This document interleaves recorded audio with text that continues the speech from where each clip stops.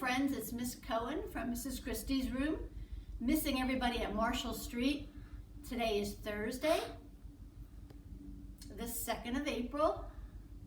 Remember, we talked about how we just wrapped up the month of March and we started yesterday. If today is Thursday, friends, what day would yesterday have been?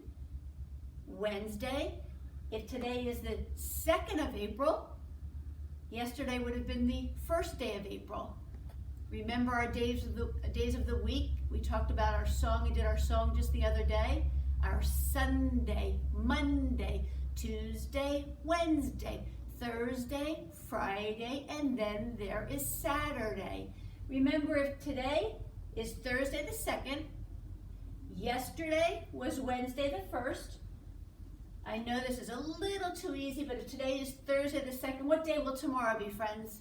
If today is Thursday, tomorrow will be Friday.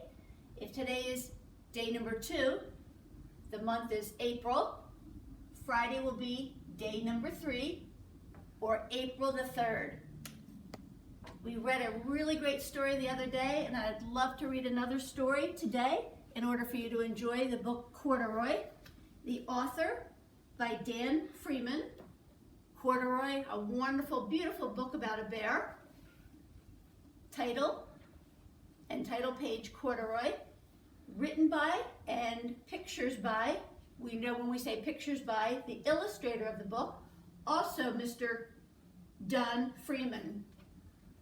The title is Corduroy. Let's read this and enjoy this beautiful book. It's a little bit difficult because it's a little bit large. Corduroy is a bear who once lived in the toy department of a big store. Day after day, he waited with all of the other animals and dolls for somebody to come along and take him home. There's Mr. Corduroy in the middle with all of his friends. You see the clown and the rabbit, the giraffe and the little doll. The store was always filled with shoppers buying all sorts of things, but no one ever seemed to want a small bear in green overalls. Poor Corduroy. There he is in the picture, the little bear, Corduroy. Then one morning, a little girl stopped and looked straight into Corduroy's bright eyes.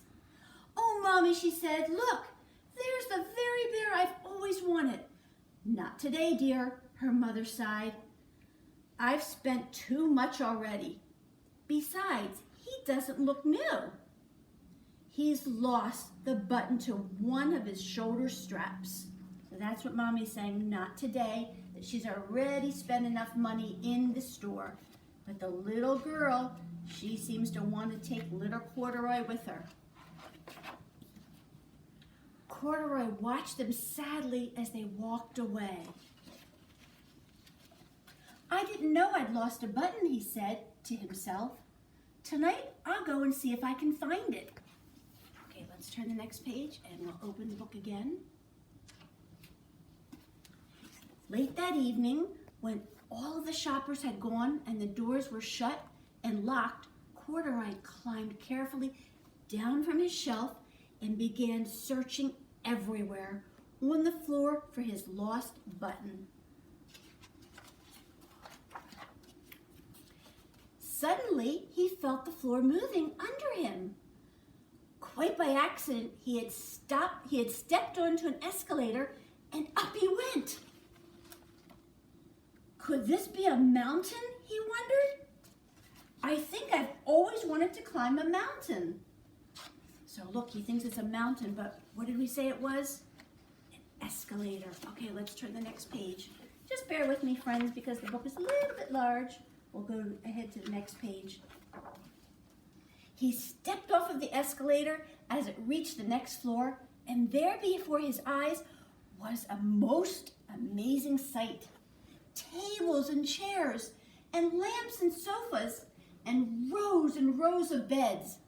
"This must be a palace," Corduroy gasped. "I guess I've always wanted to live in a palace." Look how beautiful that is. He thinks he's in a palace. Let's turn the next page.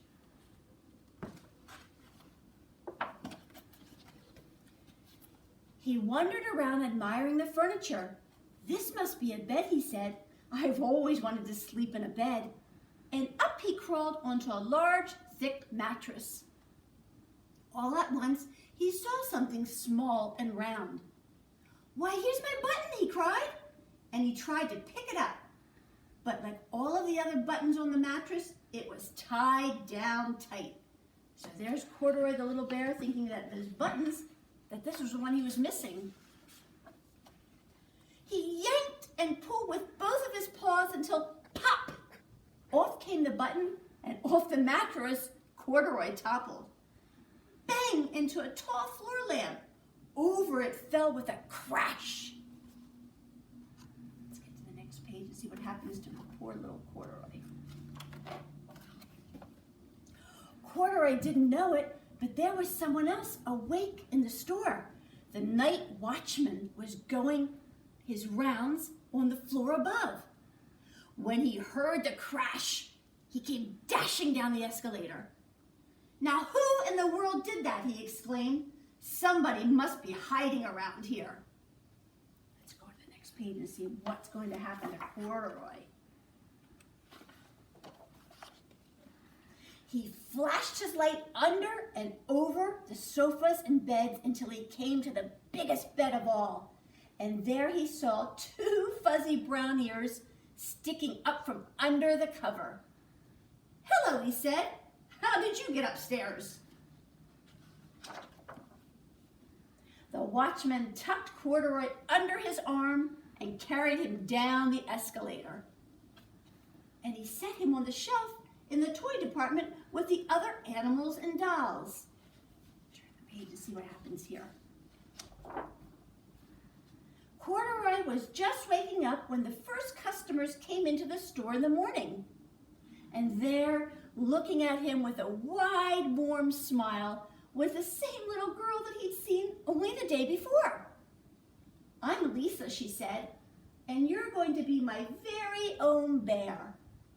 Last night, I counted what I've saved in my piggy bank, and my mother said I could bring you home." Let's turn and see if Lisa's able to take Corduroy home with her. "Shall I put him in a box for you?" the saleslady asked. "Oh, no thank you," Lisa answered, and she carried Corduroy home in her arms. She ran all the way up 4 flights of stairs into her family's apartment and straight into her own room. I'd say Lisa's very excited. Corduroy blinked. There was a chair and a chest of drawers, and alongside a girl-sized bed stood a little bed just the right size for him. The room was small, nothing like that enormous palace in the department store. "This must be home," he said. "I know I've always wanted a home." Lisa sat down with Corduroy on her lap and began to sew a button on his overalls. "I like you the way you are," she said. "But you'll be more comfortable with your shoulder strap fastened." So there's Lisa with her new bear Corduroy. Let's see what happens towards the very end of the story. "You must be a friend," said Corduroy. "I've always wanted a friend." "Me too," said Lisa, and gave him a big hug. That's a wonderful story, Corduroy, by Don Freeman. I loved sharing this special book with you, friends. I hope that everybody's able to listen to this story. I hope you loved it as much as Miss Cohen does. I miss everybody at Marshall Street. Remember, continue practicing your sight words, continue practicing your days of the week, and don't forget to spend time with your family and read. Try to read with maybe mom and dad, or read a book a little bit to yourself, or share with your brothers and sisters. Reading is wonderful, and this is just one of the wonderful books that we can share together and enjoy together. Okay, friends at Marshall, Miss Cohen really misses everybody. I'll make sure I pick another great book for next time. Have fun today, and we'll talk soon. Bye, friends at Marshall Street. Bye, Mrs. Christie's class.